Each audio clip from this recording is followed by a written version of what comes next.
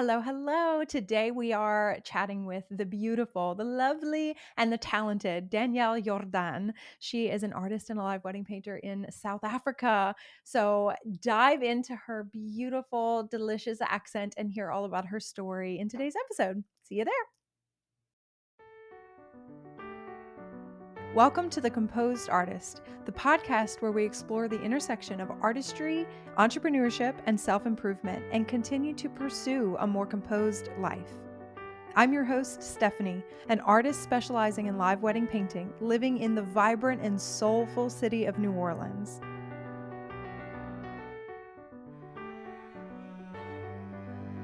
Over the past decade, my job has taken me all over the world, meeting and creating art in front of thousands of people, and has allowed me to create a colorful life for myself and my family. Now, I help other artists build confidence, develop their techniques, and fall in love with the art of live wedding painting. I invite you to join us for inspiring stories of creative journeys, practical tips for running a successful art business, and honest conversations about the joys and challenges of running a studio and being a parent.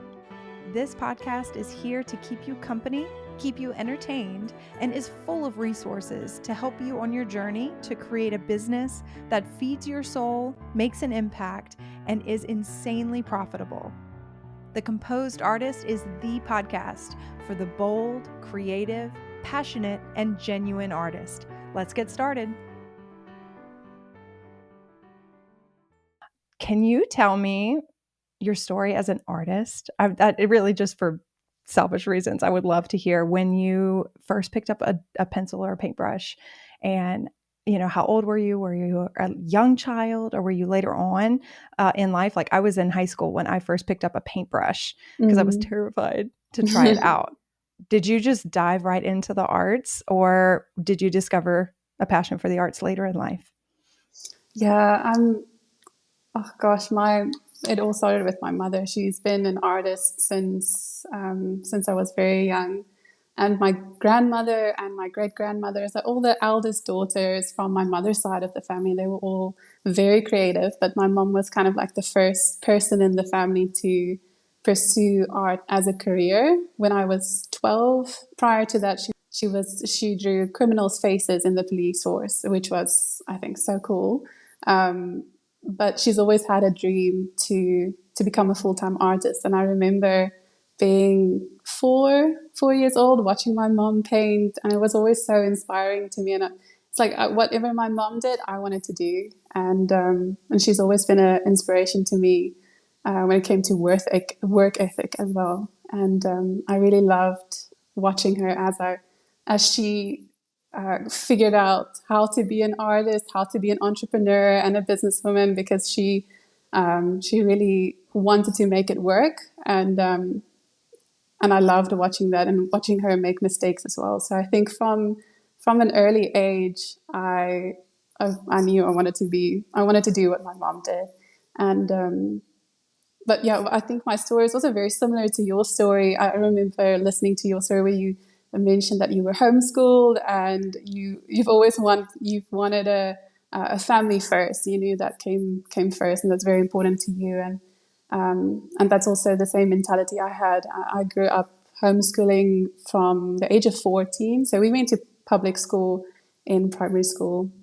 So we have primary school and high school in South Africa. And yeah, so I grew up in sunny Cape Town, South Africa, which is a beautiful, beautiful country. I really love South Africa. I'm very passionate about it, and truly believe that God placed us in the place where we need to be. So my parents, I grew up in Cape Town, South Africa. My mother, she's from a different part of South Africa. But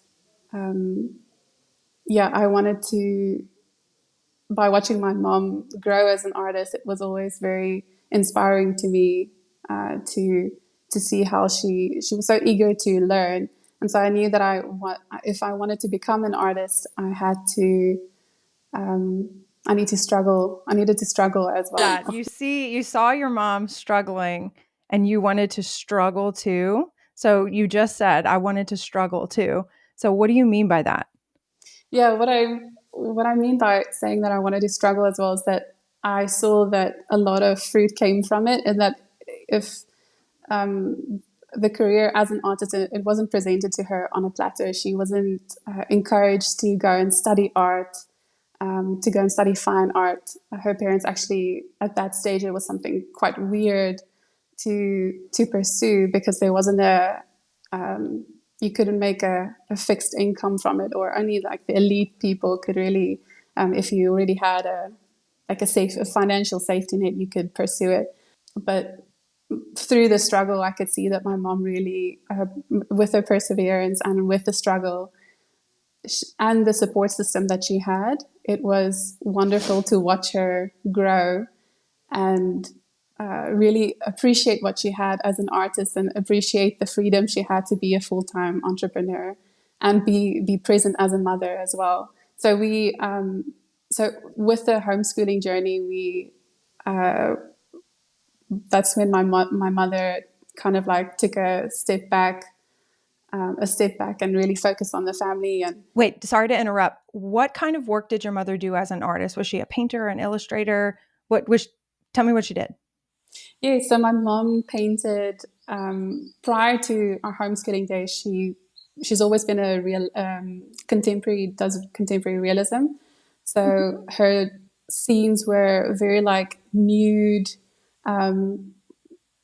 figures, and she painted for galleries and what galleries really want, what sold really well. But then there was a very definite divide from the time that we started homeschooling to where she felt called to paint uh, pictures depicting biblical scenes and like explaining the Bible in a very graphic sense. And she paints colossal paintings, like really big. She loves Wow. oils, and her studio was also our school setup where we would do our schoolwork. So it was a very inspiring space, and we were constantly enveloped in this creative space where she created and also where we homeschooled. How on earth did, as an artist, how on earth did you get anything done? Like we had to, I remember like the room that we did our schoolwork, we tried like a school room in the house. And Yeah. then my mom kept having to go, I'm the oldest of a lot of seven. And so Mm. we always had like a baby or a toddler. And so she kept having to go upstairs and go back into the house and make lunch and put the baby down for a nap and rock and, all the things. And so it kind of that was more of a distraction. So then we just ended up doing schoolwork in the kitchen, but because that's where my mom was all the Yeah. time, was in the kitchen. That's like I love the that. hub, the heart of our home. So how on earth did you get anything done in that space, in that creative space? I think because of my mother's background as a police officer, it provided a very strict routine Mm. for my mom to follow. And because we went to public school, I think the very fundamental years of our life, we were still very much schooled. So Yeah. we had a preconceived idea of how we wanted to start homeschooling, which didn't work because the very essence of homeschooling is that you want to you want to do a It's different. Yes, it's unschooling. Yeah. unschooling, exactly. So I think I started a little bit too late, but I'm still very, very thankful for those couple of years I had with my mother. And I have two other siblings. I have a younger sister, so I'm the eldest daughter, and my sister is 3 years younger than me, and then I have a baby brother. He is 12 at the moment. I was 15, 16 when we actually adopted him. At the same time, we started with homeschooling, and it was a very exciting time because he basically Wow. he had three mothers taking care of him. So it was such a wonderful time for our family to bond, get to know each other, because you Mm. know how busy life can get. As a family, everyone has extramural activities, and we felt like, as a family, like that was consuming our lives, and no one really knew each other. We knew what was happening in each other's lives, but we didn't really know each other. And that was Mhm. also part of the inspiration why my parents wanted to invest into us and invest into the relationship with us, so that before we left the nest, that they actually had time to spend with us, and and that was such a special time. And I'm definitely homeschooling one day. No doubt about it. Yeah. Yeah, I I'm would love to do that. I'm so in love with your story. I'm like, there are tears in my eyes because it is, I recognize the desire to know your kids because I have Yeah. kids. Yeah, yeah. So one of the biggest, um, there's so many struggles, balancing everything, finding time for everything, getting enough sleep, Yeah. eating, taking care of yourself, and then being a good wife and a good mother, and all of these need to do things. Yeah. But there's this real struggle that's always kind of like in the background of my mind, that other people are raising my kids, and coming from an environment, because I was homeschooled from kindergarten to, no, I Oh, went to wow. kindergarten. I did go to a private school from kindergarten, so first grade through 12th grade. And then I went to a university and was Yeah. completely normal. That's always a Yeah. concern. How Of are they going to course. be okay?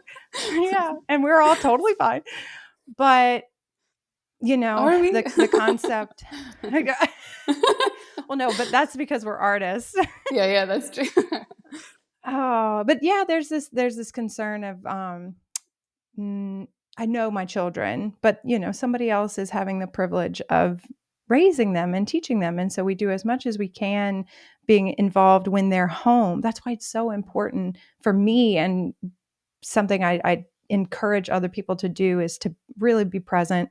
Don't, like, just put your phone in the other room. Don't just put it Mhm. down, put it in the other room. Close your computer, lock the studio doors, be present when your partner is home or your children are home, because that is the only time, going from a childhood where every waking moment I was with my family, my my mom and my siblings. And my siblings, we have a very close knit unit. We get along so well. We're very close. We look forward to seeing each other, and it's a big family. And now half of us are married, and we all have kids, and it's a huge Yeah. event every time we just get together. But Mhm. they're my best friends. They really are, and I think I'm very fortunate to have that kind of environment in my family, and meeting people nowadays and knowing people in college, my friends that didn't get along with their siblings or their parents. And, I just really feel grateful for the opportunity that I had being homeschooled. Mhm. And I always say, like, I love my job. I love my career. I really Mhm. love what I do. And I Mhm. love the opportunity to do it because my kids are in school or daycare during the day.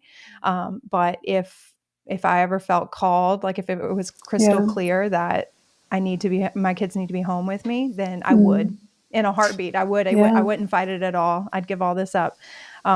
So I think it's beautiful that you feel that way too, that you had that experience with your mom and your siblings. I'm literally in tears. I can relate to you so strongly.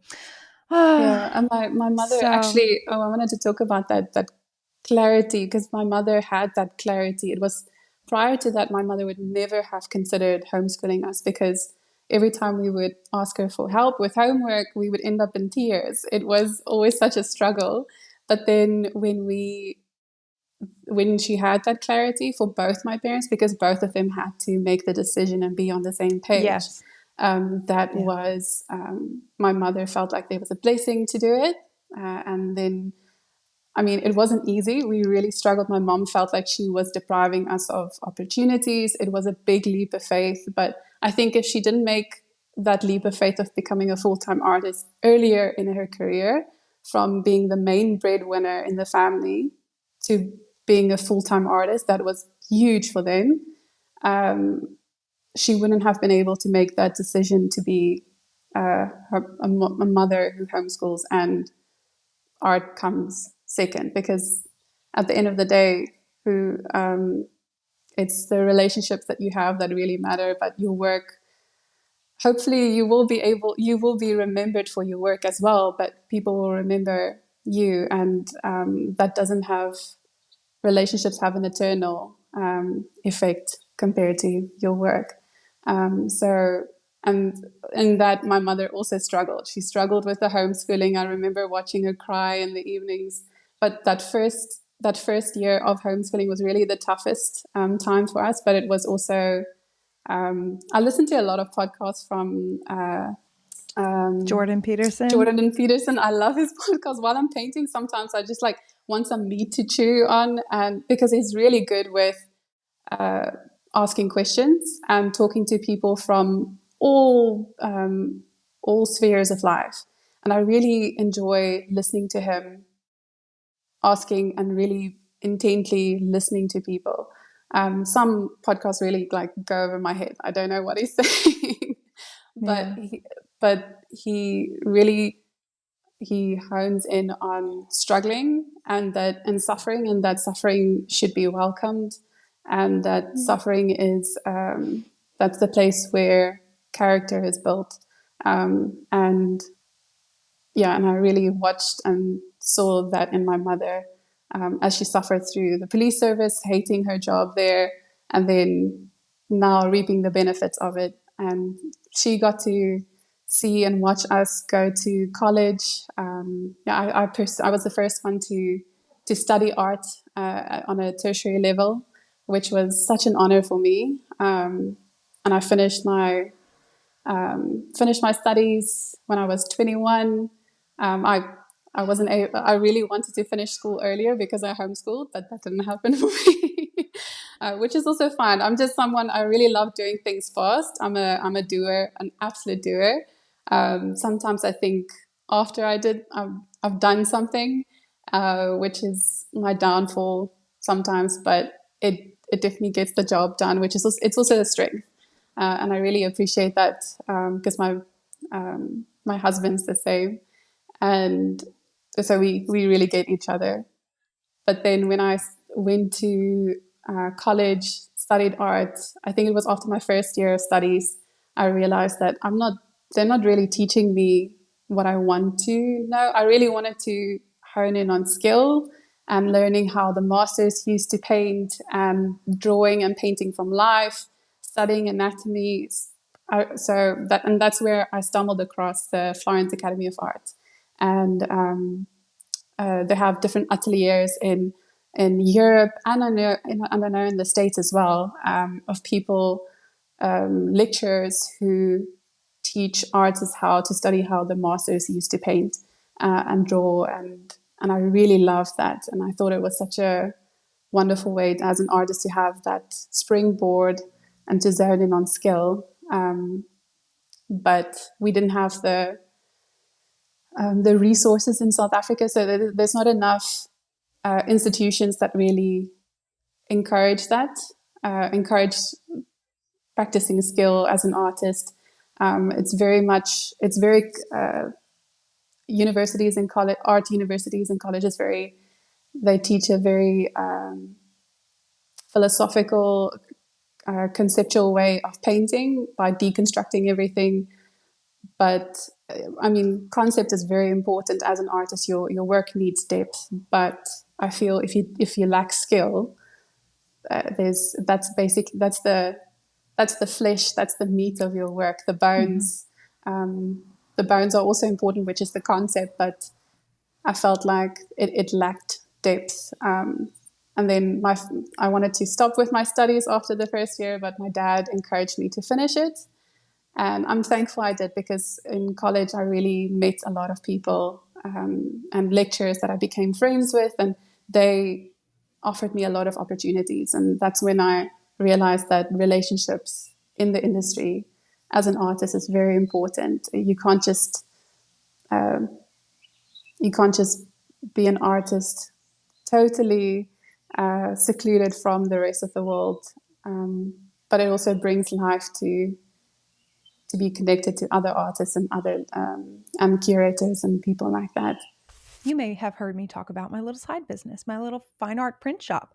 I create an original painting, I take a photo of it, and I print it, and I print it again and again and again. I make hundreds of dollars, thousands of dollars a year on prints. It's so easy. And I learned everything I know about creating my own prints and printing them in-house from Laurie Ann Gonzalez and her Art to Print course.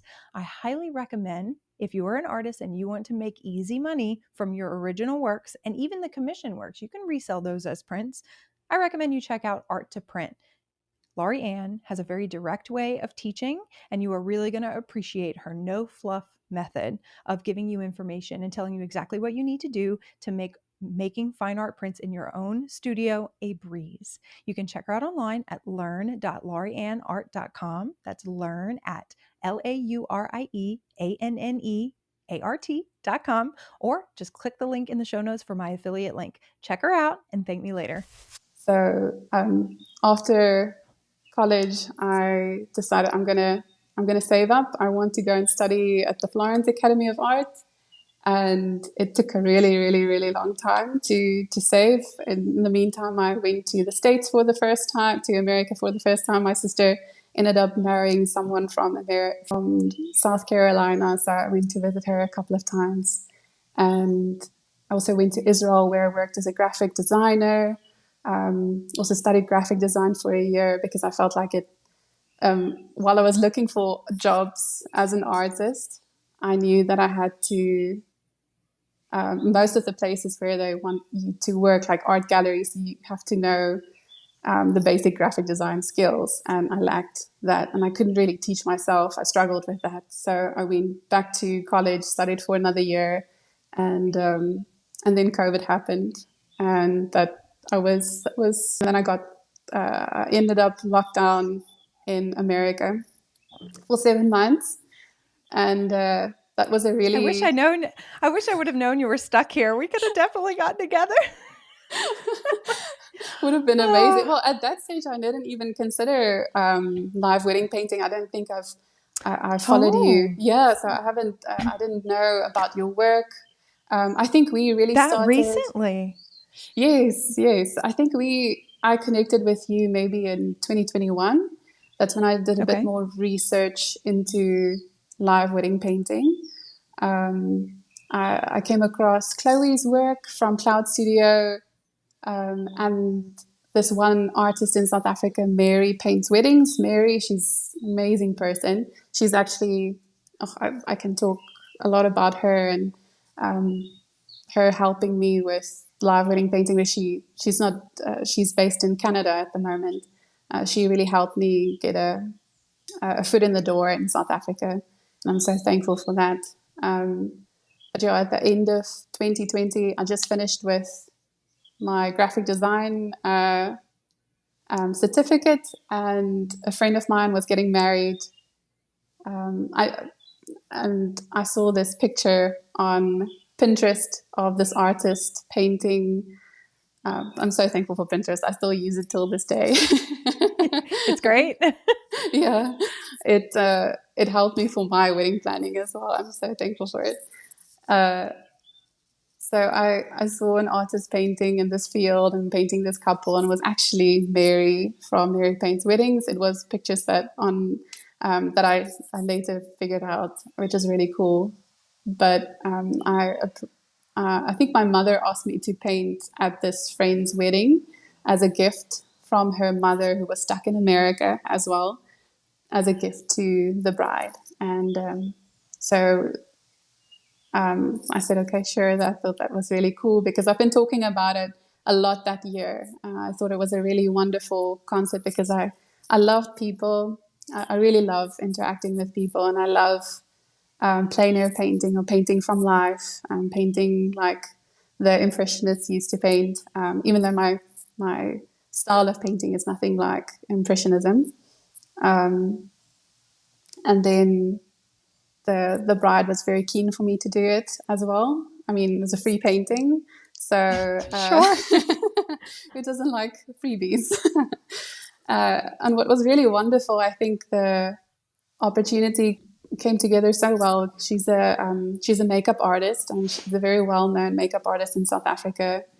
She has a makeup school, and she was going to have this pre-wedding shoot of all of her suppliers, and her makeup artists or students would as a assignment they had to.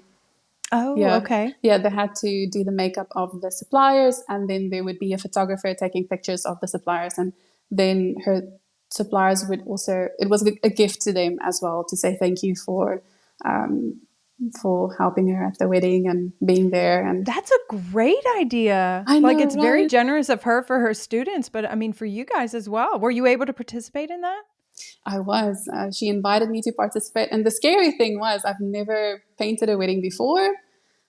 So I had to whip up an example get a picture off the internet of the specific venue of a wedding that's happened there before. So, um, and it was such an intentional shoot because we had to wear pastel colors, and the photographer, I actually knew the photographer, which is crazy.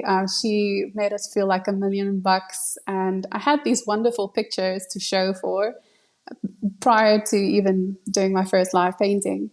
And then I think when the wedding happened, I wanted to have the example first before I decided if I wanted to pursue this or advertise it as an additional service to painting commissions, because at that stage I haven't really painted. I hosted a lot of workshops. My mom's always like encouraged me to chat to people and host workshops. I taught people how to paint with coffee, which I think is with instant coffee, which was so much fun because there's low stakes, and it's monochromatic, and it's a very It's unintimidating medium. beautiful. Yeah, it was so much fun, and then you It, get to see all these it's so coffee shops. beautiful. Yeah, so I had the pictures, and then after the wedding, I didn't really prepare that well because I didn't know what.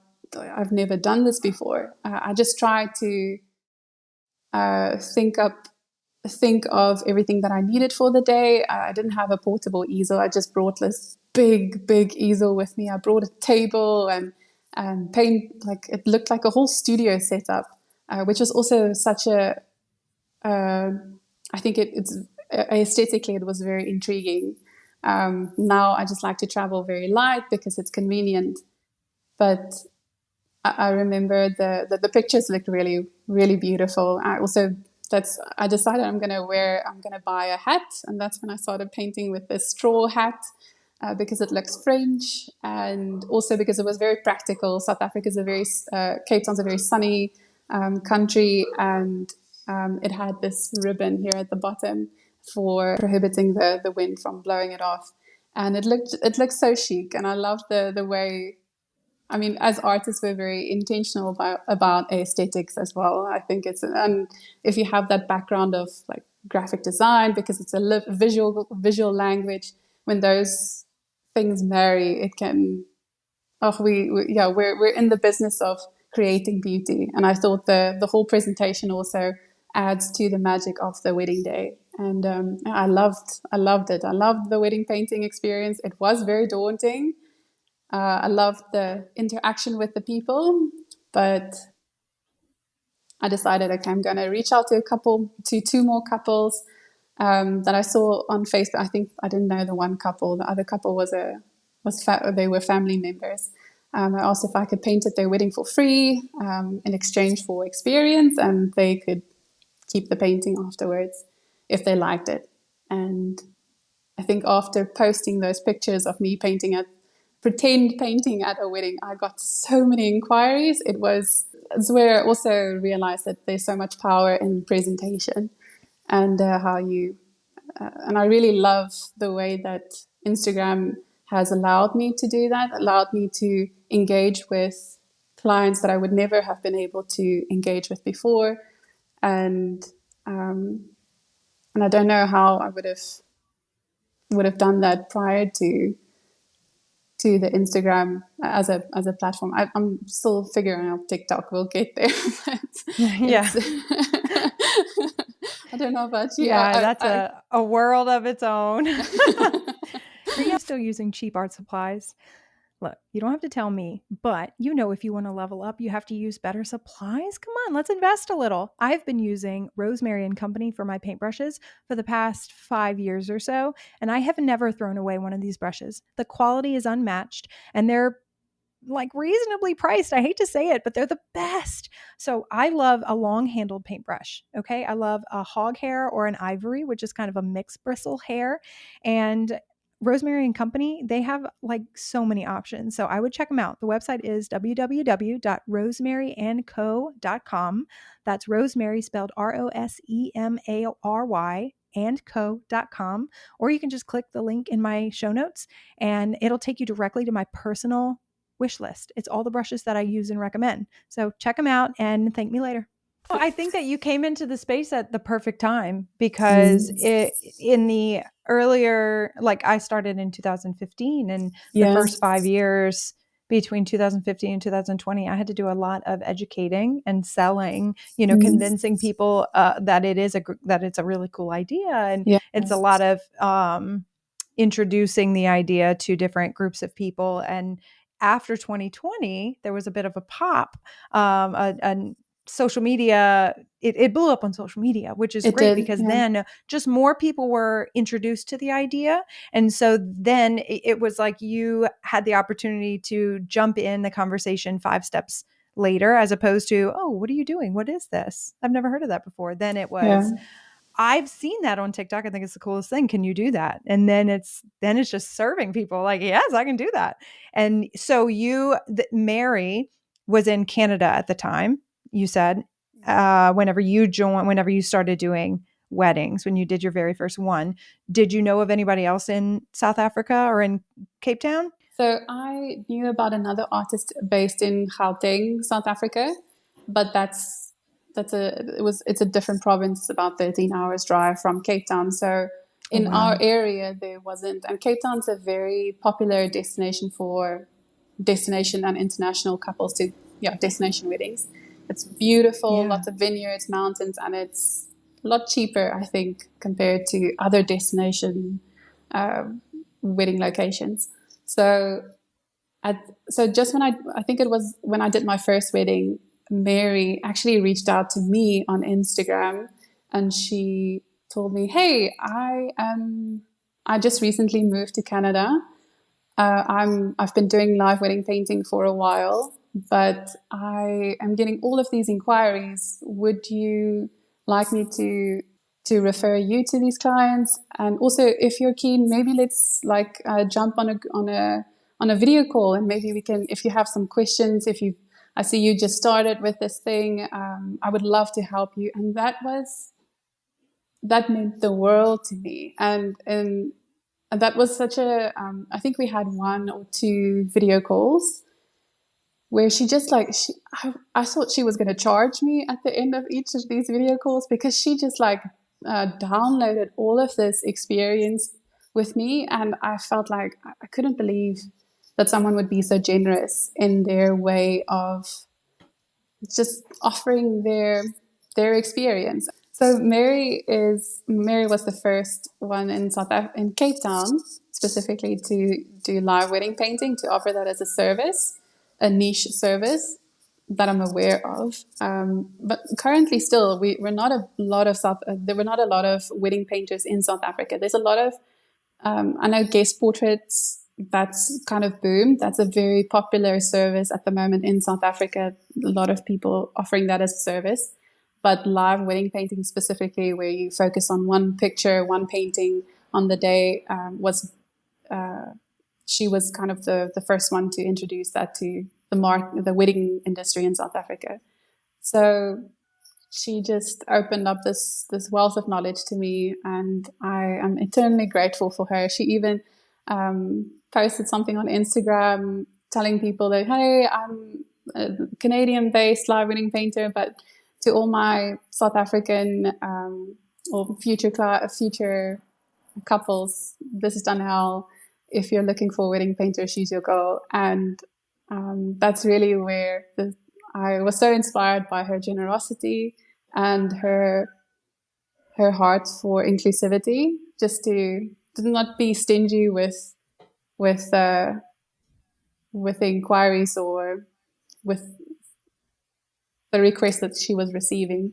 And that's actually, that changed my whole mindset in regards to live wedding painting and how I wanted to move forward as personally as an artist. And I wanted to offer that to anyone starting, any artist as well. I also I didn't want to gatekeep the Mm-hmm. the experience that I had. Also because my mother, I feel like because of my mother's experience and her struggles as an artist, trying to make her own way, I was able to start off from at her on a higher level, or on her platform, or use her platform as my starting point, which really launched me, and that's brought my mother a lot of joy, and which is so wonderful. I mean, if for your kids, you really want them to, you want to launch them into their future endeavors. You're not jealous of their Yeah. success. And I'm talking like I already have kids, but I can really sense that from my mother, that she's always been such a cheerleader of our of the things that we've achieved, and yeah, eternally grateful for her. Oh, yeah, that's wonderful. Going back to giving the moms the credit that they deserve. Oh my gosh. Ah, you're so fortunate. Like we're so fortunate to have Yeah. inspiring mothers. It makes me very happy. It makes me happy to be a mother. It sets the bar very high, huh? Yes. So you want to share, you don't want to gatekeep, you want to share your experience with others. Have you been able to do that? Yes. I feel like it is an active mindset. It is a mindset that you Mm-hmm. need um, to keep in mind. It's not easy. It's not easy to see other artists succeed, and really, as live wedding painters, it's to see them really rocket with it from the moment Mm, they start with their business. When you know that you've struggled to accumulate uh, so many, like, just to get the word out of the business that you're in. So yeah. it's so instead of having that mindset, it's an active, you have to actively participate in practicing gratitude, just to be so thankful. And it's easy to keep to lose sight of that, because there's a lot of things to complain about, but there's more things to be thankful for. And what really helped me was by seeing that when I actually offer, when someone asks me for advice, or an artist for really, like, they're trying to find a place where they can do cheap printing of their work, I saw that they would come back to me and tell me, "Oh, thank you so much for sharing that," and it actually brought me so much joy, and they would, um, and that relationship also would build more contacts. It would build more. Mm-hmm. There would actually be fruit that comes from it, instead of something where you only hold on to your own little space, your own. It becomes very lonely, extremely lonely, Yeah. and by having more of an open heart to people. There's this one story in the Bible that really, especially this year, that really speaks to me. It's in 1 Kings 17 of the prophet Elijah. He after there was a big drought, and he went to, the Lord told him to go to this town where he would encounter a widow and her son, and she will help him with provision and with food. And so he went, and he met the widow and her son, and he asked them for food and for water, because he was very hungry, and she met him with, I'm sorry, we're about to eat our last meal. I can't help you. And in that moment, he told her, "Don't be afraid." I mean, he was. I'm sure he expected someone to tell him. This lady would tell him, "Of course, like, the Lord's already provided. He's gone ahead before you." Instead, he was met with more hopelessness, and by this lady saying that she doesn't have food herself, really. And so he told her in that moment, he said, "Don't be afraid. Go and fetch a pitcher and your last meal. The Lord will provide for you until the drought ends, if you help me and give me food." And I think for her, for that widow, she doesn't have anything except for her son. Um, if she held back, if she looked at her circumstances, which seemed dismal, it's quite an extreme example, but I feel like if you only look at your current situation, you're going to lose hope um, of provision. You're going to lose hope of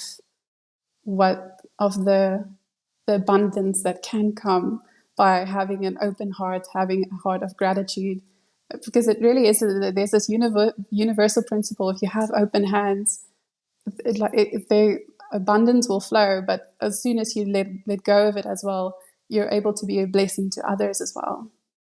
And so the same thing happened. The very thing happened that Elijah said would happen, and the Lord provided for her until the drought and after the drought as well. And that really spoke to me, because as a woman, I remember being single, and I just, the same time I started with the live wedding painting, I also moved out of my parents' house into my own flat, into Cape Town city centre, and it was a big, big, big move. I felt it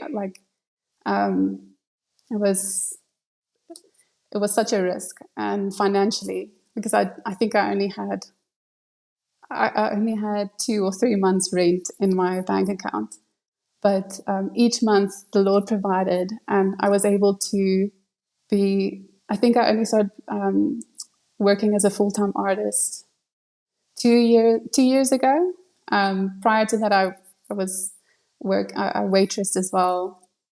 But I loved waitressing. I really loved waitressing. It was a work. I did too. Oh, I can imagine. I loved it. I loved talking to all the people, and you kind of run on this adrenaline rush the whole time, and then at the end of the night you die. Yes. It was fun.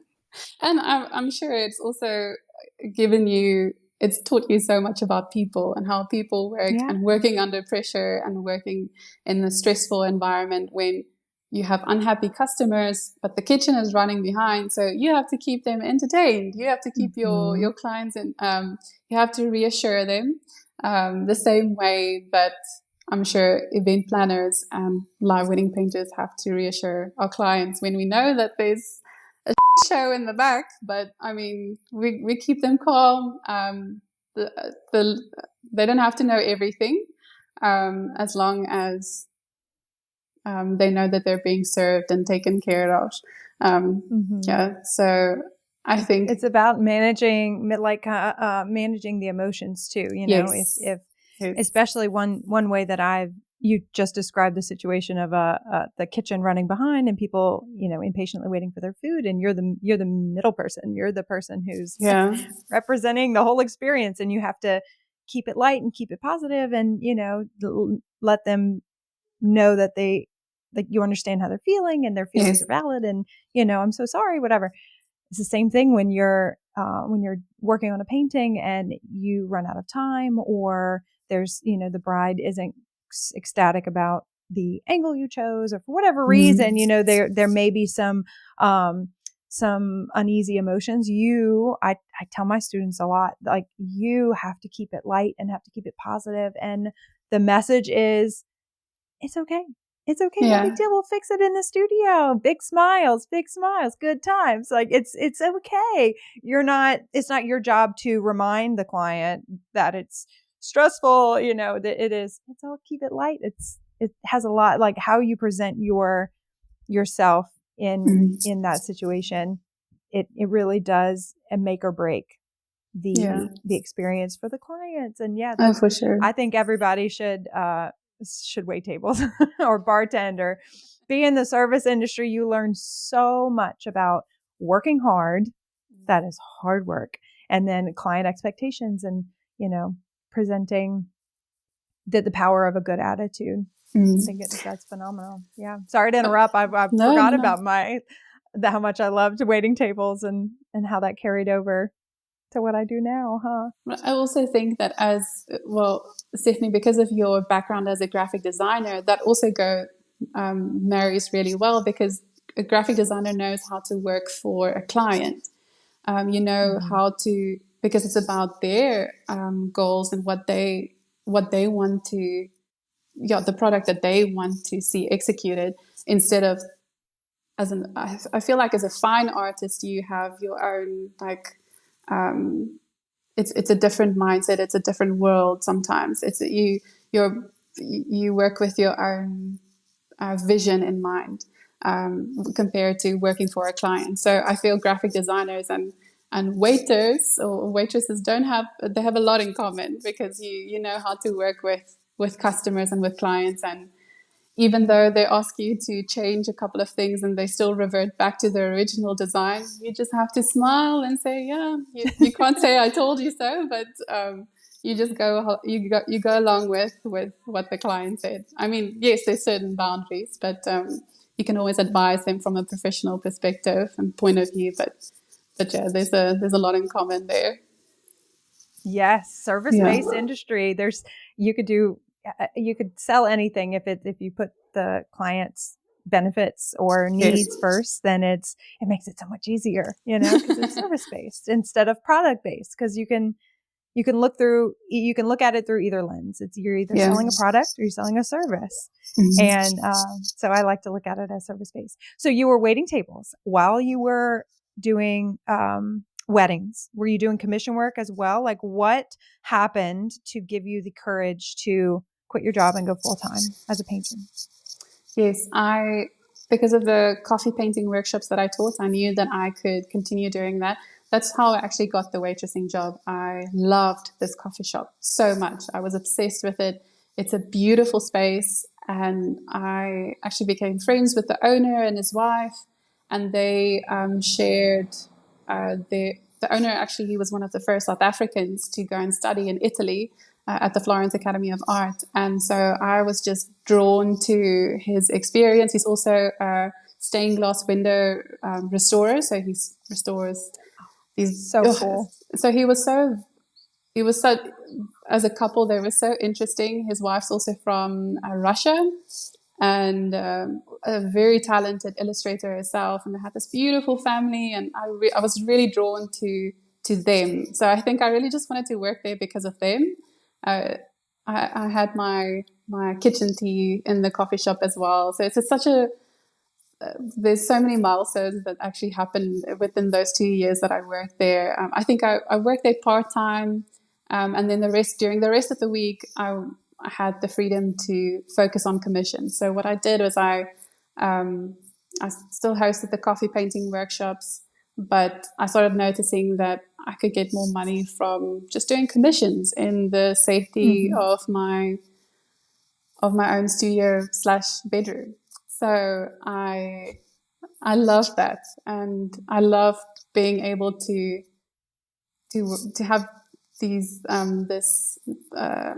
these two lives where I go and wait tables, and then I go back to the studio, and I feel like live wedding painting was a mesh between the two, of working with people and having and painting, which was the passion. So in the beginning of 2020, I really decided, okay, I'm going to start actively this live wedding painting. Whatever profit I make from that, I'm going to save up towards my studies in Florence. I want to go to Italy one day. And then 2 years ago, I met my husband, and I really struggled with meeting good guys. I went on online dates. Friends would introduce me to friends and up to their friends, and that was a different story. But I was looking for not looking for a guy in finance. You didn't have to be tall, but just someone like my dad, who appreciates art, and who has some emotional intelligence. And then I met my husband. I think it was from the point of meeting until getting engaged was 3 months, and then from engaged to getting married was 5 months. So within a span of 8 months, Wow. a lot changed. A lot changed. I just Oh knew that. my God. Wait, tell me about him. What do you love about him? What does he do? I How do can. y'all work That's a well whole. together? He's amazing. He really is amazing. I actually met so my husband lives in a small town called Tweede. It's Afrikaans for two rivers, which can be very romantic if you think about the two of us meeting in Tweede. I see symbolism in everything. It's we we got introduced by his dad. So my husband, he's the operations manager for his father's business. They have a campus and they teach art conservation and restoration. And so he Wow. manages big projects and where they have to go and restore old buildings. And he's also a carpenter. So he's like a modern day Noah from the Notebook kind of vibes. Wow. Oh, I Um, love that for you. I love that. and I mean, we really, carpenters, my oh dad yeah, was a carpenter too for a long oh time, and that's an art form. Wow. yes, That's yes. so impressive. I love carpentry. And it's such a physical work as well, and Mhm. you use all different aspects of. You have to be good in maths, and you have to be a Mhm. good craftsman to yeah. So I really have so much respect for him. He is also really great with ceramics and just anything practical. We had mutual respect for each other when we met. So I came to this. I found out about the campus, and I was really intrigued by what they did here. Did here? I'm saying here because I'm actually here. Uh, and my now father-in-law, invited me to come and stay for a week. We started chatting. Our family actually came for a short holiday break. They also have self-catering accommodation here, including one of the cottages which my husband built during 2020 as a lockdown project, where he built this cabin which is now rent as a Airbnb. And I was very impressed by it and what they did here. And they also have a homestead, so they're self-sustaining and such a beautiful place. And my father-in-law invited me to come and visit for a week and see if I would be interested in doing one of their courses. I prayed about it and I said, nah, I don't think that's for me. But I still stayed in touch with my father-in-law, and he asked me to come and visit, maybe if I wanted to come and paint some of this paint here, do some plein air painting. I said, okay, that's definitely something I'm interested in. And then when I came to visit for a week, and then from the point of and then during the course of that week, there was a lot of like checking each other out. Um, and my husband stays with his family, and he stays on the property. So I saw him during meal times. They all eat together as well, which is so special. You don't find that among a lot of families. So yeah, we noticed each other, and it was very simple, so simple, and so there was just this assurance. I knew by the end of that week, this guy's going to pursue me. And I was very taken with he's very masculine in his way of, he wanted to court me from the moment that it was intentional about courting me and intentional about pursuing me and with the intent of marriage. And I think a lot of girls would be like totally freaked out by that, but that was how I grew up and what my parents encouraged, how they encouraged us to. But I kind of gave up on that with the modern day dating scene, and I think at least Mhm. 60% of the couples that I meet that I get to work with, they meet online. So I thought, okay, that's a successful way of meeting Yeah. someone, and I just lost a lot of hope, even though I'm such a hopeless romantic. But he restored a lot of that, and uh, I always knew I was going to the way that I'm going to meet my future husband's going to be it's going to happen very quickly. And so both my husband and I, we like speed. We like to do things effectively and quickly. So the nature Mhm. of us meeting and marrying it suited our disposition. So yeah. And so he was also the one who encouraged me to start the agency or start a studio of gathering getting more artists on my team because the workload just got a lot. And because I moved from Cape Town to the Eastern Cape, which is about a 7-hour drive difference. I mean, driving to Cape Town every time for a wedding would be, and the closest airport to where I live is 2 hours drive. It's also pretty far. I would be exhausted. And we both knew, I think before, when we started courting, we both knew that we shared that we want to have a family one day, and we want to homeschool. And to make that work, he encouraged me he loved my business. He loved the fact that I was an artist, and so he wanted to help me with that. He also saw the business opportunity of gaining more artists on the team.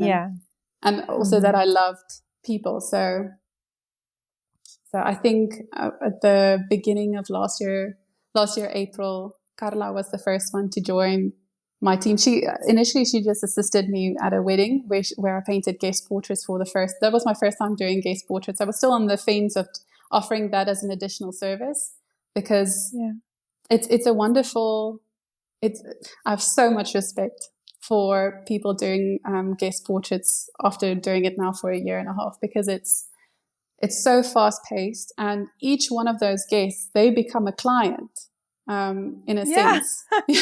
Yeah. So you that's have so true. you have so many clients to please.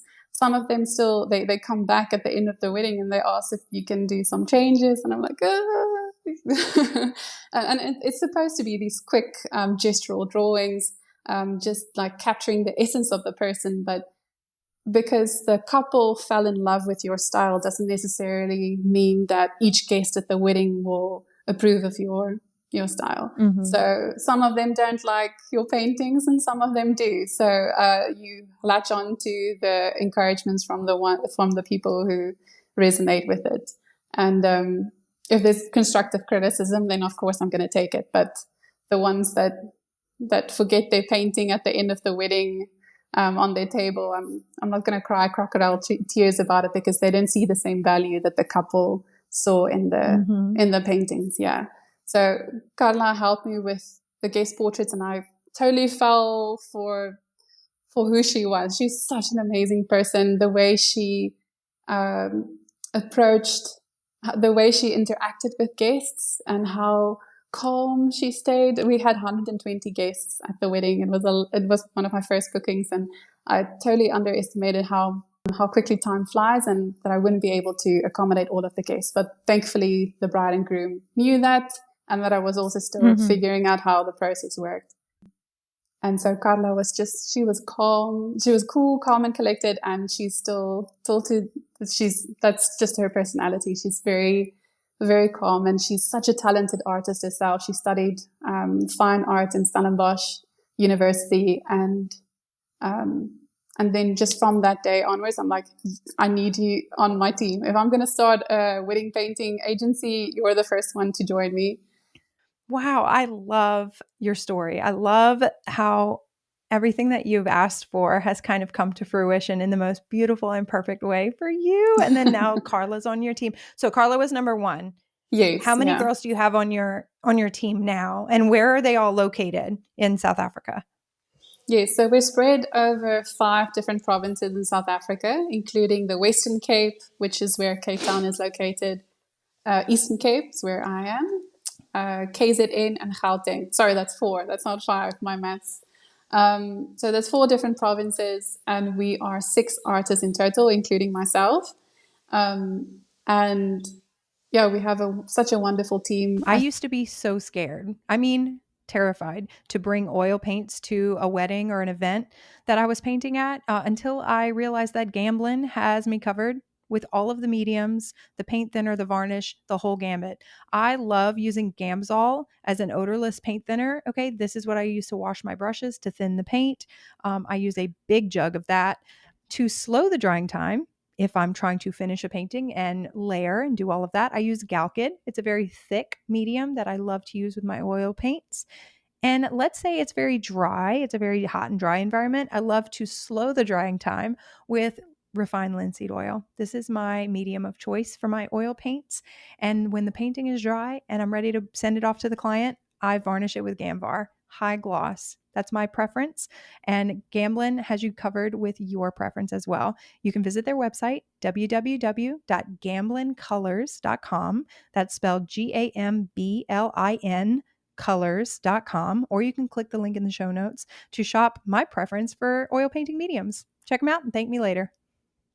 Also, as a wife and as a woman, like, you're supposed to be your husband's helpmeet, and we're there to help them, and very much like they're there to help and support us. And so it's been wonderful to see how I thought that I would have to, like, only focus on commissions the moment I met my husband, because I knew that I would have to move to the countryside, which has been a big change. Huge. I mean, from city center to rural countryside, it's been a major shift. Do you love it?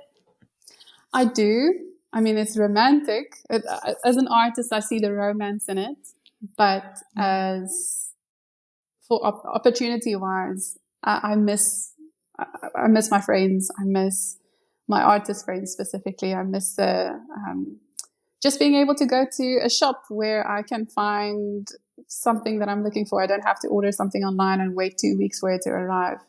So I miss that. But I know that in the future, in the long haul, it's going to be great for raising kids and having a family. So and wouldn't it be a dream if you had children and they were artists as well? Hoping. And then you could paint together. I know I think about that a lot. I look at my girls. I have 3 girls, and now they don't come in the studio because I use oil paints, and so it's really messy. There's always every time they walk in the door and they turn around and leave, they swish their hair in my palette, and so I'm like grabbing their hair. Wait, come back! Oh, so it's a mess. But I think about they love to draw in color, and I get really, really excited and warm thinking about the possibility of us painting together or collaborating on things. And I run a business, and so you kind of dream about the possibilities for them, because when you see the world, when you have this entrepreneurial spirit, and you're a creative, you see so much potential you see so much opportunity in the world in terms of making a living and doing what you love, doing what lights you up, doing what your spirit is meant to do, doing what you're called to do. Like there's the potential is just endless. Oh man. And I bet your mom loves to see you thrive in this world of art. Do y'all ever get to collaborate? Do y'all ever get to work together? We have. My mother's actually, well, she's the incognito 7th team member on. How fun! Why is she incognito? Does she want to be incognito?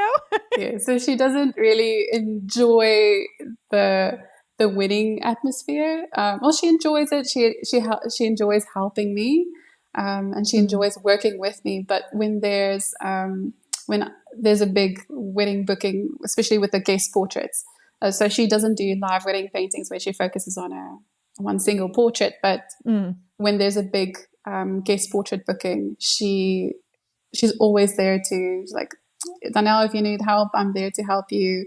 And she's very talented, really, really talented. Well, I mean, I've always looked up to her, but her helping me with guest portraits, it was a very it was a shift in dynamic, because now I'm kind of her boss in a way, and us collaborating, and we work really well together. I'm so thankful for her. She's done 2-3 bookings with me in the past, including a recent one we did in Aruba. So I had a destination wedding where I painted for a New York-based couple who got married in Aruba. So they had me flown to Aruba to paint guest portraits for them there.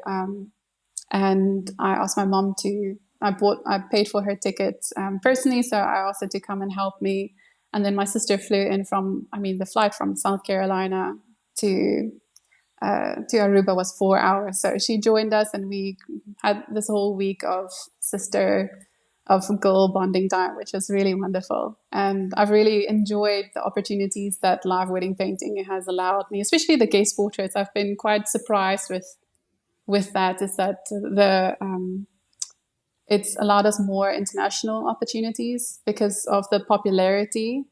I know it's very popular at this stage, and one of our reels, it was the very first guest portrait booking that I had and we posted something online. I was on the fence if I wanted to even promote it as a service. And then I Mm-hmm. posted a reel and it went viral. And I was like, Yes, I know. I oh, saw oh it. no, oh no. Thought it was hilarious. And that's also part of the reason why my husband told me we need to expand as a team because of all the inquiries for the guest portrait bookings. So I could focus a Mhm. bit more on the live wedding paintings. But if a couple really wanted me to paint at their wedding and do guest portraits, because we all have such unique styles, and that's what I really want each artist to hone in on, is that they need to develop their own style, Mhm. practice a lot. And I feel like the guest portraits really allows an artist to practice quick proportions. There's quick sketches. If you've been to a live drawing class, you have to, like, within five Yeah. minutes be able to render The the gesture. Yeah. exactly, yes. And I Yeah. feel like the guest portraits is a lovely practice for artists wanting to develop their skill and then make money at the same time. So It is the perfect combination of creative practice and, you know, bringing joy to people and also yes, earning a living. It's awesome. I'm glad that it's trending right now. And yeah, it goes to show you that, you know, as an artist, a creative entrepreneur, you are willing and excited to offer what people are asking for, you know, to find it in your creative hub, the ability and you know, create a product, create something that they definitely want and they want it from you. And then, mm-hmm. you know, this guest portraits are trending right now, and so you see them everywhere, but the desire is everywhere. And so it's Yes, such a beautiful um meeting of the minds. It's a beautiful marrying of, you know, bringing people who are getting married who desire bringing an element of art and creativity to the wedding to give it to their guests. I also love that for element of sure, it. It's yes. it's it's a gift. It's like a little take home, a little, we call it in the South Louisiana, we call that a sussy, a happy, a Oh, little I love gift, you know. And that. it's just a beautiful gift to give your guest, and it's entertainment and all the things. And artists around the world are jumping in and saying, "Yeah, I can do that for you." And I think that's beautiful. Yes. I have to ask, do you enjoy, what do you enjoy more? Painting the one live painting, like the singular masterpiece for the couple, or the guest portraits? If you had to choose, which one would you love the most? Live wedding painting, yes. That's my first love, because it's plein air painting. Yeah. And yeah, I feel like the guest portraits it's challenging. I'm going to be totally honest. It looks wonderful on the outside, but it's so brutal sometimes, because you're as a live wedding painter, you can really just focus on one scene, and you can be in this bubble, and sometimes you're alone for like a stretch of time. But with the guest Mhm. portraits, you are there to perform. You really need Yeah. to be friendly to every single guest coming to fetch their portrait, and sometimes people are very excited for their portraits, which is really awesome to see. But then when they're like at the end of the list, and especially the kids, like they're so excited for their portraits, and you have to remind them that no, their picture isn't done yet. You'll don't worry, you'll get your painting at the end of the night. um, and also, we're only as an I can only accommodate X amount of guests at a wedding, and when the Mhm. couple book me knowing that I can only accommodate X amount of guests, we always suggest, we ask our clients first, like, how many guests are you expecting, and based on that we would suggest this amount of painters to, because we know how many painters it would take to accommodate all of your guests, and we don't want your guests to be disappointed if they don't receive a painting. But if Yeah. clients still book us one artist for 200 guests, it's very tough on the artist to disappoint so many people. Yeah. So that's still the challenge that we're facing with the guest portraits compared to the live wedding painting, which you can do touch ups in the studio. If you make a mistake, you can change it. And I also feel like the wedding painting is the clients who book us for the painting, they really know that they're making an investment. and they want to choose that specific artist for because they've been looking forward to this opportunity of getting married, and now they get to have their first art piece as a couple, as a wedding, as a married couple, and but it's also been interesting to see. You get all different kinds of clients, but that's been our experience so far, and also to see how clients resonate with each different artist style, and they get to choose which artist they want to paint at their wedding, and we can accommodate more clients based on the regions that they the area in South Africa where they live. If they can't afford my travel costs, but they really want the experience of a painter, an entertainer on their day painting, then we have someone available in their province, which Yeah, helps. Yeah. that's a great opportunity that you have as an agency, as a Yes. team, Yes. because it's you're all working together, so you're all you're looking at that same standard of excellence. And you mentioned that you like to do things well and do them quickly and like be the best. And so I know that you have a high bar for excellence for your artists, but I also feel like they are the perfect fit for your team. It's like that Yeah. they came about because it's like, well, yeah, this makes sense. And so everybody gets it. And so it's like this joint venture towards the same goal of excellence. And you Yeah. offer that for your clients. So if you're listening to this podcast episode, if you're not an artist and you're interested in hiring a painter, the value that is placed on the service of guest portraits is, in my opinion, not high enough because of the Mm. added stress of um, never getting a break and Mm. working for hours at a time. A lot of it Mm. is oftentimes between 3 and 6 hours. Some artists have an opportunity to illustrate through like cocktail hour, and the later the night goes, it's just a very tough job.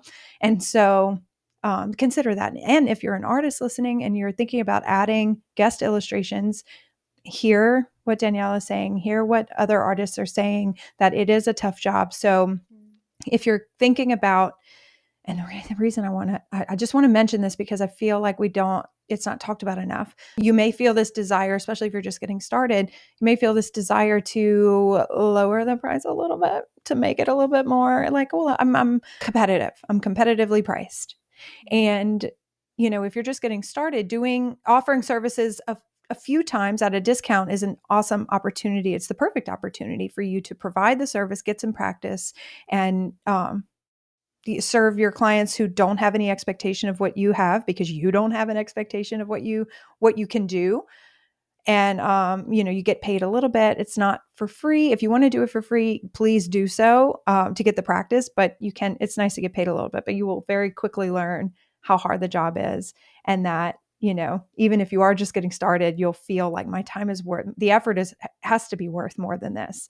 So that's just something I encourage you to keep in mind, that the average rates in the United States and around the world for a live painter exists for a reason. There's an average that's super high and I say super high, that's relative. It may seem expensive, but it exists for a reason, because the task is extraordinarily tough. It's tough creatively, physically, and emotionally. And there's so few people, when you consider the overall population of the world, there's so few people who can actually do the job. So just keep that in mind, and do your research and find the artist who you jive with, who you really want to have, become a fan of an artist, and see if you can find somebody with their personality, their style. I love that. I think it's, now that there's so many people out there on social media and in the world promoting this, so many artists, you would know this with your team, you have to meet the desire in all these different areas of your country. I think it's so important to find somebody who you would really love to work with. That's what I think of when I think of ideal client, coming from the artist's perspective and from the Yes. client's perspective. I just love that meeting. Oh, I love that, Okay. Stephanie. Yeah.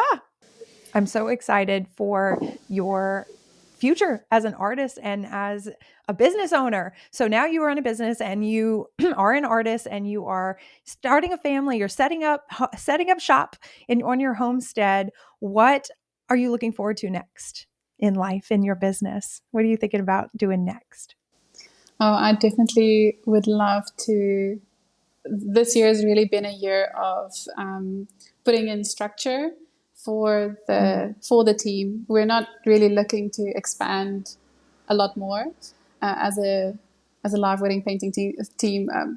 Some of the girls, they still work other jobs. We don't have enough opportunities for them, because I still feel like in South Africa we don't have a lot of our clients don't even know about live wedding painting, because so many of our clients are actually from abroad. They see your work or someone else's work, and then they type in South African live wedding painter, and then we pop up, which is also such an interesting way of coming across different live wedding painters, because we see our clients see someone else in a different state, so they just type in the area, and then that's so awesome. But so this year's really been about structure, getting the team figuring out how to run a studio of artists, because there's no manual for that. And I feel like we have such a wonderful dynamic at the moment that I would love to host a workshop with everyone next year. We did our first shoot together, which was a big milestone for me, because everyone actually got to meet each other for the first time. And two of the artists actually already run a business together where they offer custom commissions, charcoal paintings. So they've worked together prior to the studio. So they have a wonderful dynamic. But for everyone we have a WhatsApp group, and so everyone now, they know of each other and they understand the dynamic, and I wanted to create that safe space where they also felt like they could, we're a community where we can share thoughts, constructive criticism on work, and also just be there as artists and future wives. And it really grew into something different, more than just a business group. Which is really wonderful to see how it's morphed and grown, because I had no idea what to expect. But so we're also redesigning our website, and the website currently is only Danielle. So I'm really excited for our website to feature all of the girls. I still decided to keep the name, the business name Danielle Jordaan Studio, because I've created a relationship with the event planners in Cape Town, and it's been solid, and I'm so thankful for that. And I already bought the domain Danielle Jordaan, which was I really struggled with that, like figuring out if we should get another name. And by the time that I contacted the graphic designer, I just decided to add studio at the end, and it's been interesting to see that. I mean, each girl on our team, they are their own individual artists with their own specific style, and we encourage our clients to, like, listen, if you're booking this artist, you know that you're booking their work. They know, they see their examples and everything. But as an umbrella, as the bigger hat, Danielle Jordaan Studio is kind of like given them an opportunity to have the base to work, the platform to work from. Yeah, branding is the hardest thing ever. I know. You've probably heard me talk about it. I'm Stephanie Gaffney, but my company is still Torah Grossa Fine Art, and it's hard to pronounce and it's hard to spell, and it's this whole thing. But I think having ownership over the umbrella, as you called it, for your girls and for yourself. I mean, you're building something that will have a legacy element to it. How is that all working out for the girls who are working under that umbrella? Are they good with it? Are they promoting their own work under the umbrella well, or is it confusing for them? Yes, so most of the girls have really, Carla really has established she wants to be a live wedding painter, whereas I feel most of the other girls are very comfortable. Krishna as well, she's an amazing artist, and she wants to grow as an artist. She started painting, shifting to more painting last year. So and this is quite recent. So I feel like the umbrella of my experience has really helped them to start at a place where I had to really find my way through all the contacts and things like that, where they really have that platform now, and they still have the opportunity to take on their own custom commissions and work. And some of the other girls, they're only comfortable with guest portraits and focusing only on that, which is perfect. And if they want to transition into live wedding painting, then that's really great. But so far, they've been really, they don't like admin, they don't like working. They love, that's something as an entrepreneur, and I think you also get it. It's like we can't imagine working for someone, but the majority of people prefer working for someone and having someone to be their safety net. And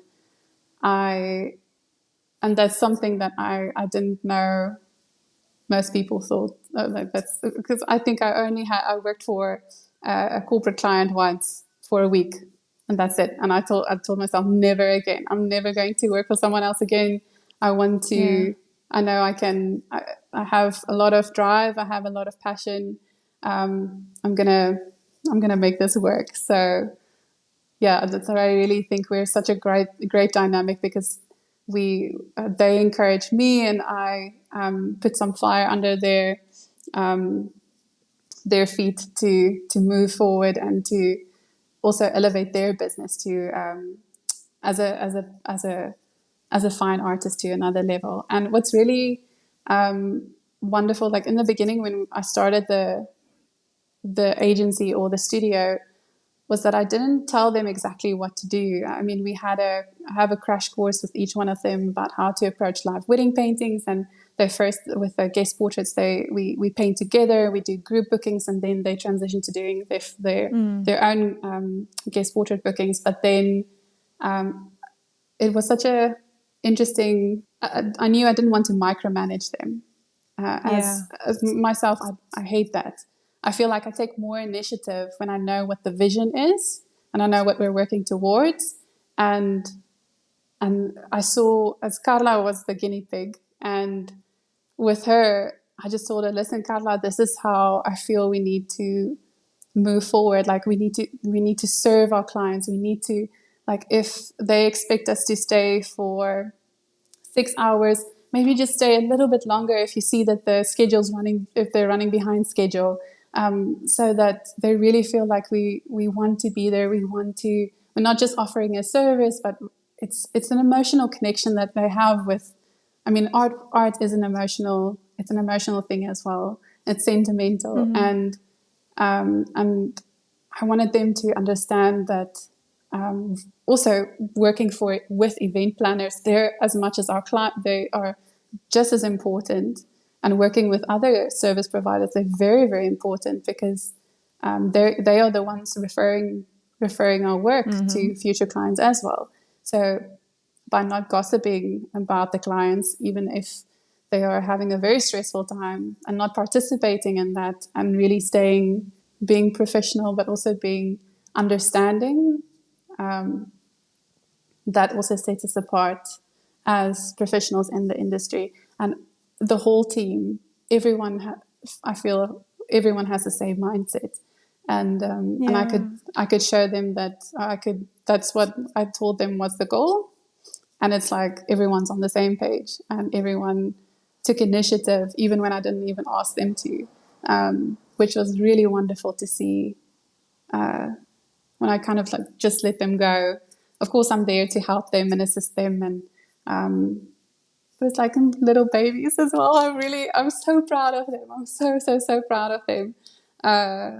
They really exceed my expectations, and how wonderful they are with people and skill wise, and they're growing, and I'm learning, and I want to learn, and that's what I really want to focus on for next year. Is as a fine artist, I want to have my first release my third collection of fine art paintings that come from my own passion projects. I feel there's so many beautiful scenes that I've wanted to paint around the homestead. There's so much natural light here.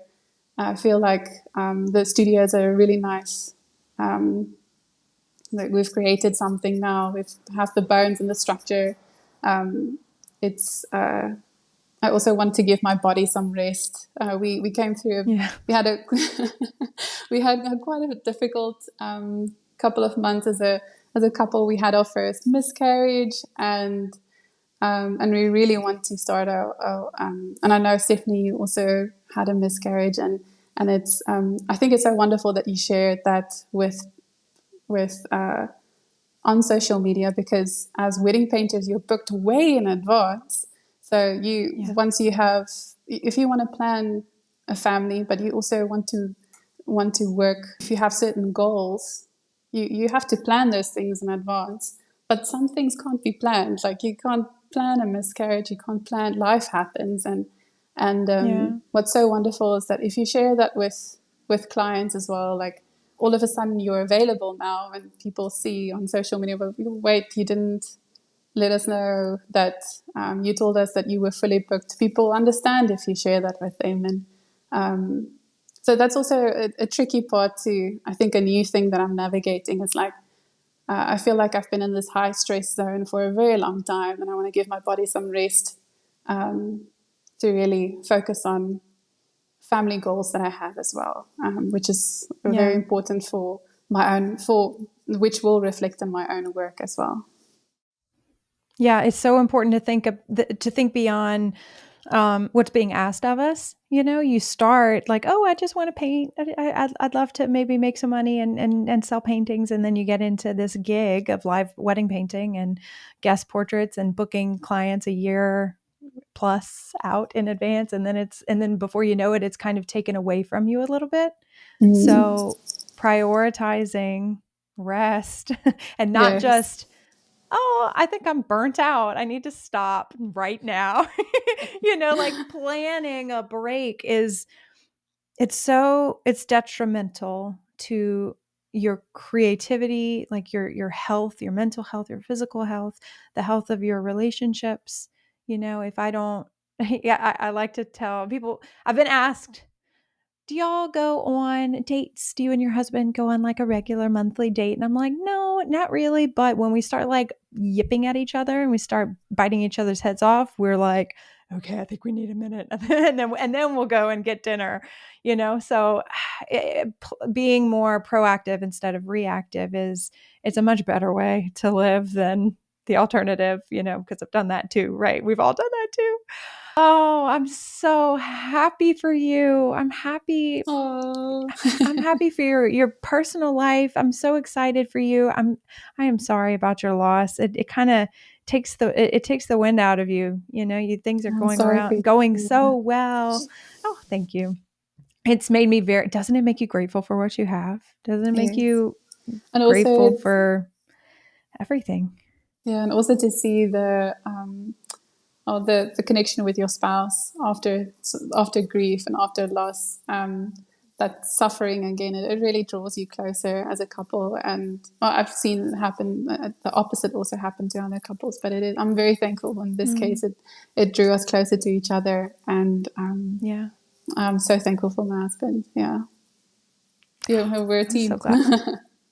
Yeah, y'all are a great team. I know. Yeah. I feel very fortunate as well. Oh my gosh, that's so excited. Okay, I have so enjoyed this conversation, and thank you so much for your Same. time. I know we're coming in from very different time zones, and I just appreciate you carving out some time today. I wanted to ask a few questions just to kind of wrap this up with like moving forward. What is a skill that you learned in a past job? And I know that you said you worked a corporate job for like a week. So think back to your life experiences. What is a skill that you learned that really helps you in your job today? I am so thankful that my mother had two art galleries. And with both of those art galleries, I worked over weekends. I think I was 14 when I started, and I was so afraid of people. So that helped me to approach people, to be comfortable around people. And yeah, with both of those art galleries, the hours can get quite long, but the interaction with people were really, really great. And I also noticed what people liked, and especially like, and there's such a distinct difference in the sexes. Like I noticed that men really loved landscapes and women gravitated towards still lives and figures. And that was very interesting about the dynamic about clients and what they like. So yeah, I'm very thankful for that. I always think it's a good idea. I always think it's a really good idea to give young people an opportunity to talk to adults. Like I really Yes. look forward to giving Madeline, my 5-year-old, giving her the phone and saying, okay, schedule your dentist appointment. Go. Oh, So wow. I think Yes. that that's an excellent skill as a young person to get into the field, like working with adults, and just like talking to them, just Yes. practicing, whether it's selling or just starting a conversation. That's a great skill to learn. I'm glad that you had that experience. Do you have a secret or a tip for us when it comes to finding motivation, or like if you burnt out or if you just aren't feeling creative? What do you do to find motivation and get back into the swing of things? Yeah, that's a really good question. I love all the other tips that I've listened to from the podcast, from your podcast.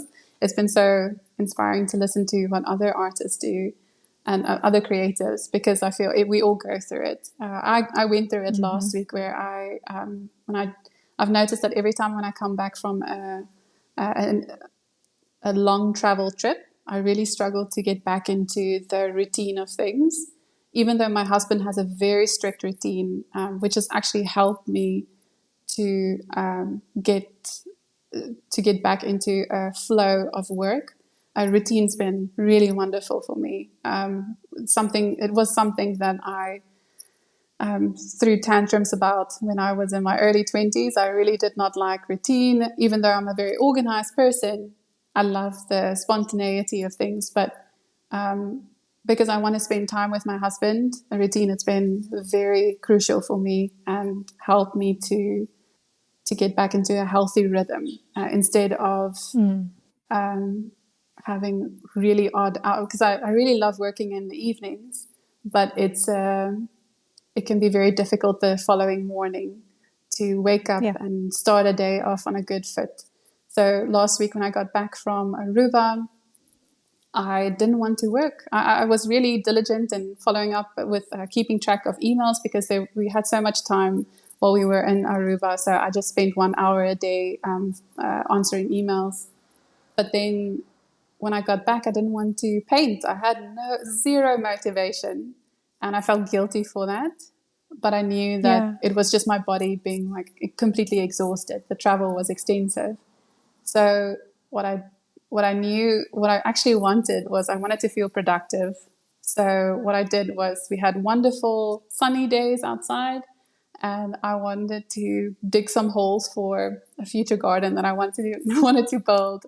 I wanted to create. So I just dig the holes, and also I got some vitamin D and physical exercise, and that gave me some feel good hormones. And I was so surprised at how happy it made me feel by just doing something else that's productive, by either cleaning the house, doing laundry, having a healthy environment, Yeah. an organized environment that really helps me to have an organized mind. That when I do start, then I'm a lot more prepared. So that's definitely helped me. That's wonderful.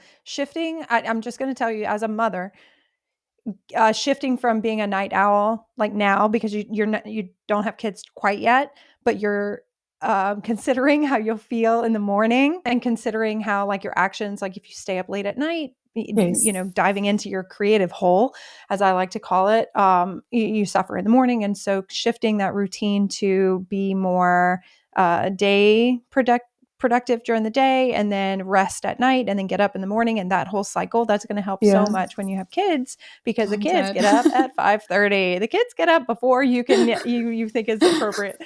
Oh my gosh. And so you need to you need to be regular, like go to bed on time at a reasonable hour. There are some nights where I have a deadline, or I'm like past deadline, Mhm. and I need to finish a commission, and I'll stay up until 2, and I while I'm like jamming out, and it brings me back to my like college days where I was a night owl. I would wake up at like 10 in the morning and then stay up until 4 in the morning. And just that worked for me, but I was single and I could. When I stay up super late painting, I love it during, but then the next day I break out. My back hurts. I feel sick. Like it just is not healthy anymore. And so I can't, you shift and you form a routine that makes sense. And that is what you said about digging holes. Sometimes I'll clean off a table. Like we tend to kind of dump things, like clean out the car and put it on a table in the front of our house. So when you walk in the door, you see this table covered with junk. And every now and then, if I feel like just procrastinating and feel blah about all the things I need to do for work, I'll just put on a podcast or put on some music and clean off that table. And by the time I'm done, I feel like I could take on the world, and I'm like definitely in a swing of productivity. So that's great advice. Like go out and do something, just move your hands, move your body. And then it finds you, the productive, the motivation will kind of like sneak up, and then it's back. It's like this living thing. That's wild. Okay. So you've been painting for a very long time, and then you've been doing weddings, and now you have this team and you're doing a lot of guest portraits. What advice do you have for artists who are thinking about offering guest portraits, or they're jumping into this live painting environment? What advice do you have for people who are just starting out now? Yes, that's also a good question. I would definitely recommend by starting with reaching out to, I think there's a lot of artists usually, or live painters recommend this, and it's just by getting a feel for it first. I think it's because maybe you don't like working in the service-based industry. It's not for everyone. So to actually reach out to a friend or a family member who's getting married and asking them, listen, can I paint at your wedding? Would you like something like this? But in exchange for, don't initially ask for money, because once you ask for money for the first gig, it puts a little bit more pressure on you to feel like you need to deliver. There's expectations involved, but also don't treat it as a content creation day. I think a lot of people who just start off with a business, they have like maybe a photographer following them on. I actually made that mistake myself, and I'm totally owning up to it. I think it was my second or my third wedding, and I had someone following me, and I didn't know that photographers have a contract saying that there shouldn't be any other photographers on the day, because they want the couple to have. There shouldn't be any misunderstanding about who's the photographer on the day, because they're also creators. And I totally misstepped, and so don't treat it as a content creation day. Reach out to someone who wants to have a styled shoot, and I'm sure they would love to have a live painter at their styled shoot, and just treat that as your content creation day.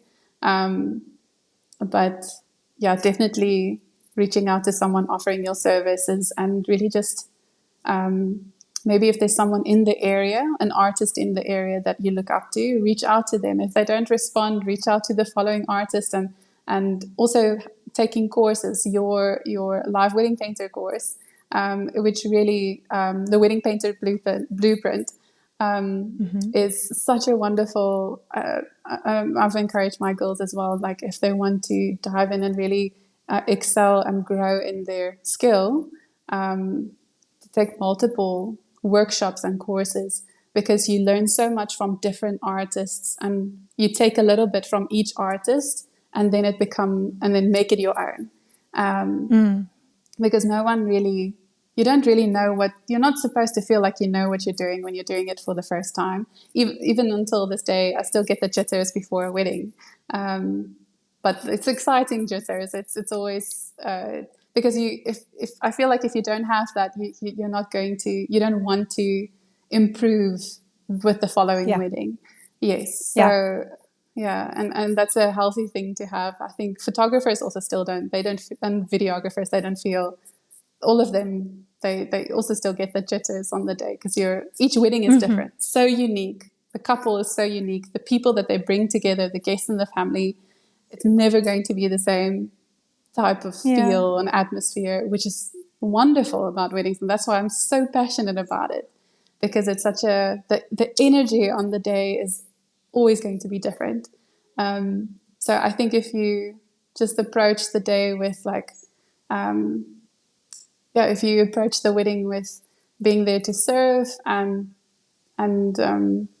also staying humble. I know it's such a cliche thing, but humility is very attractive in people in the service industry, and you want to work with people who are humble, and it's like a magnet. It's very and it's very warm, and also I've noticed that service providers, event planners, and they really love working with people who know how to work hard, and they're there for the couple. So I think that's very important to keep in mind if you want to start off as a live painter, or start off anywhere. Oh my gosh, that's such good advice. Humility. I think that's something we need to revisit regularly.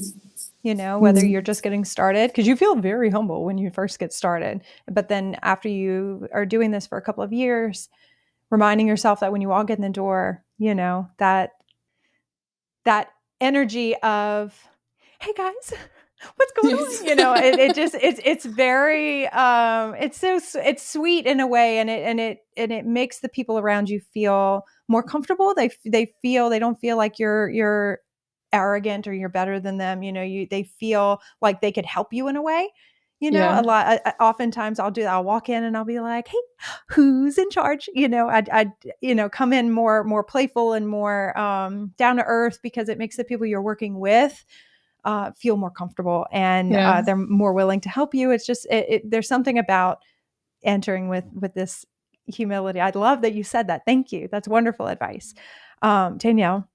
You're the sweetest person in the whole wide world. I wish South Africa was closer. Thank you so much for coming and hanging out with us today. I mean, I love the chat, but I know everyone listening is they're going to fall in love with you. And I know that you mentioned, you're working with your accent and, thinking and then speaking in English, because it's not your first language. And I think, and it's so exotic, but it's so beautiful. And there's such a I feel a connectivity between our similar experiences, our experiences in life, shared experiences as live wedding painters, and wives and mothers, and because you've experienced that motherhood, just that taste, and you will. I know you will. I know you'll have that, and I'm so grateful. I'm grateful for you for being here today. So thank you so much. Where can people go to follow you and see your work and follow along the studio's journey? Yes, thank you for asking. So like I said, I think by the time the podcast really releases, we have a new website up and running. So we're very excited about that. So it would be daniellejordaan.co.za or .com. And then we have an Instagram page, Danielle Jordaan Studio. No punctuations or anything. It's just one word, Danielle Jordaan Studio. My personal work is Danielle Jordaan Art. And we're also on TikTok, a very humble 600 people following, but the 600 people, I'm there for each one of them. I'm so thankful for them. Imagine being in a room with 600 people. Like you're at weddings think about it this way, you're at weddings with 200 people, and that's a lot of people, a lot of eyeballs. And so triple that, like 600 people. I love new beginnings. I think it's such a beautiful opportunity. That's so exciting. And Jordaan is spelled Jordan with 2 A's for Americans. And then we're going to link everything in the show notes. So check her out. Please follow her. She's so sweet. And I love when you get on Instagram and you chat to the followers, and we get to hear your beautiful voice and hear your story. Yeah. Yes, I know. It takes a lot of courage, because you're like, I got to talk. I wish I could just paint. Oh, I know. Content creation. Here we go. But yeah, give Danielle a listen and go follow her on Instagram and TikTok. Follow the studio because her artists are incredibly talented and they're so sweet as well. And thank you so much again for being here. And thank you to everyone who's listening. Thank you so much, Stephanie. I really enjoyed it. Thank you so much. Me too. All right. Have a great rest of your day. See ya. Thanks, you too. Thank you for tuning in and joining us on this journey of artistic exploration, entrepreneurial growth, and personal development. Remember, you have the power to create a life that is both fulfilled and balanced. If you enjoyed today's podcast, please subscribe to The Composed Artist on Spotify, Apple Podcasts, and YouTube. And don't forget to leave us a review. Your feedback means the world to us and helps us reach more creatives like you. Until next time, keep creating, keep dreaming, and keep pursuing that composed life. You got this.